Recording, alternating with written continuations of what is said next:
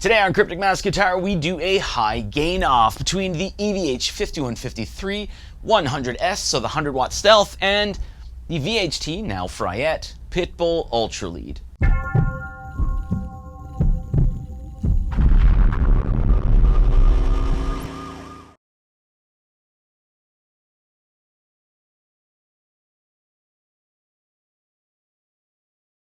So what is a high gain off? It's pretty easy, pretty simple, pretty basic. I got 4 different scenarios here. I'll flash things up on the screen. Scenario 1, both amp heads going through 4 different cabinets with 4 different speaker types. Scenario 2 is what I used to call a high gain shootout. So we have 3 longer sound samples, a bead of course. The first of which is TS9 boosted with the KH95 on the lead. Second one, no boost. The third one, I generally try to do matching speaker types or matching cabinets, but I don't have a fat bottom, and of course I don't have a P50E for the VHT, so it gets a little controversial there. Number 3 is both amps blended together, so the Stealth hard pan left and the Pittbull hard pan right. And then scenario 4, I do similar settings, but it's a little different here because with the Pittbull, you have the EQ, which you can put on and take off. So I kind of do that. So let's start off with scenario 1 here, and we'll play both amps through 4 different speaker types in 4 different cabinets.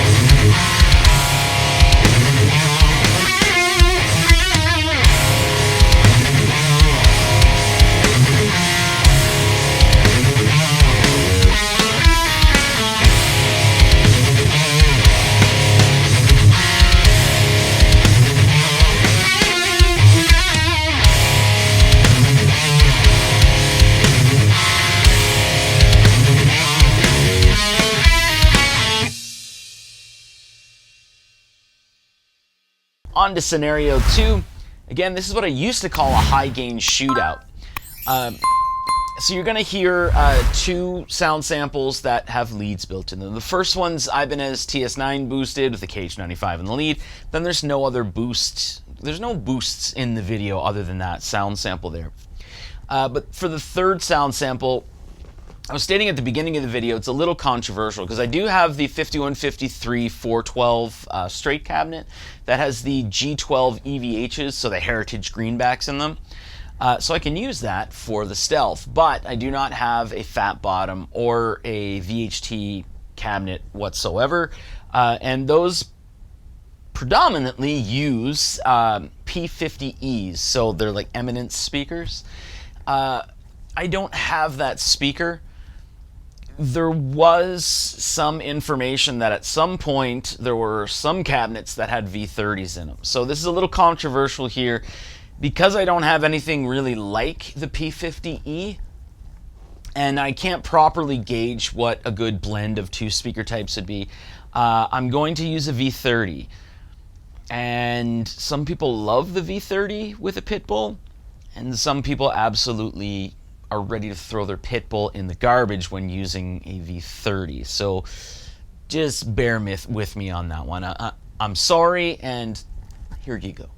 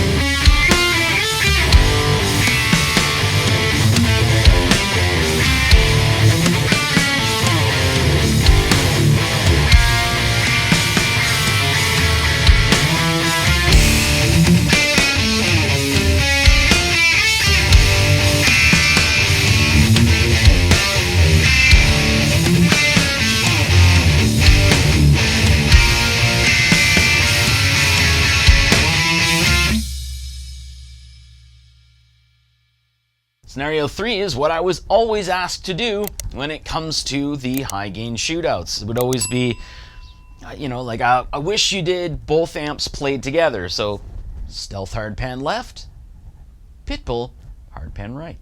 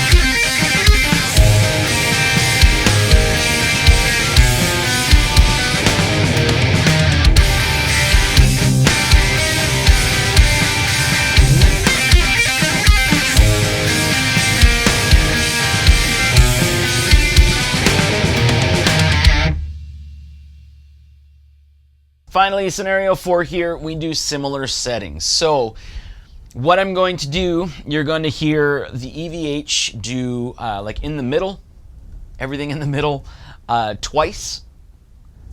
But when it comes to the Pittbull, I'm going to turn the EQ off, at which point I have to increase the volume. And we'll kind of do, you know, everything in the middle right there. And then the second time around, you're going to hear the EQ on, and I'm going to have the EQ set to the middle. And then I'll kind of somewhat match the settings from the Pittbull or the 5153 to the Pittbull. It's going to be a little odd, a little contrived, and I can understand if it's not that beneficial. But at the same time, it's good to know that when you have that EQ in, you turn the volume down. If you don't have it in, you have to turn it up. And of course, when taking some of the low end out, it really sounds thin in comparison to when you're doing so just on the EQ or on the regular EQ rather than the graphic EQ.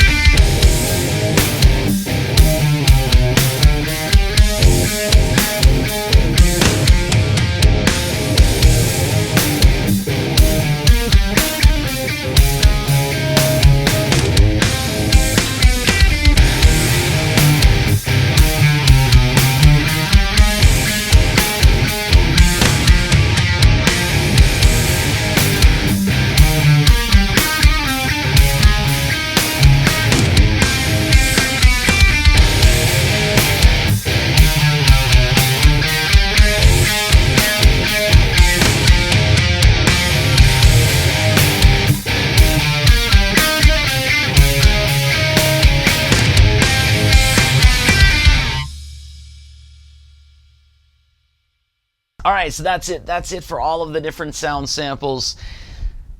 This was a long one. If you saw at the start of the video where I was doing the cabinet shootouts, or the cabinet A/B comparisons, I was wearing completely different clothes. The reason behind that was I did that, and then my daughter ran downstairs and said, we need to make cookies.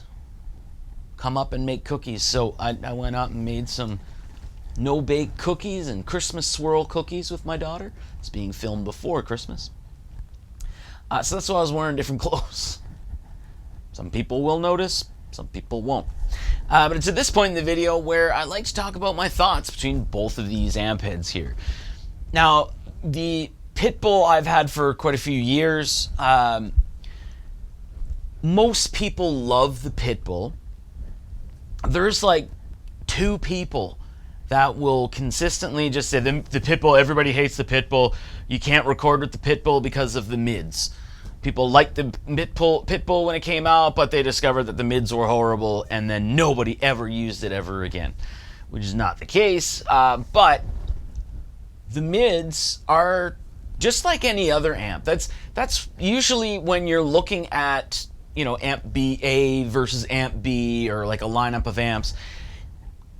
If you own different amp heads, you generally don't want them to sound the exact same. So at that point, you're looking to find something that either has different gain structure or different mids, whether it be low mids, high mids, that kind of thing. That's really what's going to set amp A apart from amp B. So you can hear when you go from the Stealth to the Pittbull, it retains the low end because of obviously the graphic EQ and everything, and the high end is there's a lot more focus on the high end, or you can get a lot more focus on the high end. And with that, it's a lot more pleasing to me. So that's why when you went from one sound to the next, there was a lot more high end in the Pittbull. It sounds better to my ears when I'm playing it. And it's hard to match the Pittbull's high mid and low mid, that it's hard to match that from the Pittbull to the 5150. That's kind of, the 5150 has always been like a darker type of amp. And again, whenever I say that, that's usually, how dare you say it's a dark amp? It is. It's notoriously dark. I shouldn't say notoriously. People love it because of that. And that's why it works really well as a high gain amp, especially blended with others. But you'll have a hard time matching that on the Pittbull. 9 times out of 10, you're going to end up with just a little more high end on the Pittbull than you will with the Stealth. And that's just because of the low mid and high mid focus on the Stealth. A lot of people will say that it comes across as a scooped amp. I don't think that's really accurate. In comparison to something like a Marshall, absolutely it can be a scooped, it can come across as a scooped amp. However, the mids and that kind of mixed with the low end is kind of what makes a 5150 a 5150. The high end is not as focused. If you really want to bring a lot of high end in it, that high is gonna start sitting around like 3 o'clock, and you're gonna have to bring up your presence as well. It's a lot easier to dial in the high end on the Pittbull because of the graphic EQ, and it naturally can do that with the EQ taken out of it. It's just the way that the amp is voiced. And for myself, the gain structure is very, very, very different between both of these amps. I find that the gain on the Pittbull can come across a little dry. It can get saturated, that's absolutely for sure. It doesn't have any problems in that department. However, if you compare it to a 5153 or anything along those lines, or like an Angle Fireball, it doesn't get as saturated as those amps, and that's really kind of where there's a lot of benefit in the 5150. However, if you are looking for that dry gain that kind of sort of takes the air out of you, kind of makes you feel a little frantic, then the Pittbull is probably something you'd want to take a look at if you can find it for a, less than an arm and a leg on the used market. And that's something I've always found myself feeling when I'm playing the Pittbull. For a lot of amps, and this doesn't probably not going to connect properly the way that I'm going to convey it here, but for a lot of amps, if I want to play more progressive, I'll generally throw a boost out in front, and then I'll dial that gain way back. At that point, you can bring up the low end and stuff like that, and it just makes me play a little more progressive instinctively. But that's not the case on the Pittbull. The Pittbull, if I don't boost it, then I tend to play a lot more progressive. So I have a lot more staccato riffs and stuff like that. And I don't know, there's a little more connection when I'm striking the strings really hard or chugging or what have you. It just gives me that feeling where, I'm like it feels like I'm holding my breath while I'm playing it. And as far as blending these amps together, I'm not quite sure if it works as well as something that has a little more mid presence to it. You generally do with a lot of amps that have graphic EQs. It's just instinctively you want to kind of sort of make that V shape. This being a 6-band rather than a 5-band gives you a little more control over that. But I think both of these amps together can work, that's for sure. However, you'd probably find yourself with a little more benefit with something that has a little more high-end focus to it. Not that it's really completely missing, but it'll just fill that sound spectrum a little more. It may be that it sounded perfectly fine, but I just think for pairing both amps, I think there are definitely better options out there. And with the 5153 100 watt Stealth, I've owned this for a couple of months now, and seems like I'm more and more happier with it. I'm kind of wrapping my head a little more around the benefits of the mids that come with this amp, because they can kind of sound, I don't know, it's hard to say. It just seems like as you bring the mid up, with a lot of other amps, once you're past like 1 o'clock or 1:30, the mids become too much, or they can start to become too much. Like they're just too dominant here. The 5153, I don't generally bring it up past 1:30. I like to have my mid set around 1 o'clock, but when it comes to the low end and the mids, there's a lot of benefit in sitting your low end at like 10:30 and then bringing your mids up to almost 2 o'clock. It just really works with the 5153 a lot more than it does for other amps. Just something to, keep your mind open to. But that's enough for me talking, because really, I hate this part of the video, but it just does benefit people if they are looking for, an alternate opinion or just my opinion for some reason. And yeah, there you go. Thanks for watching.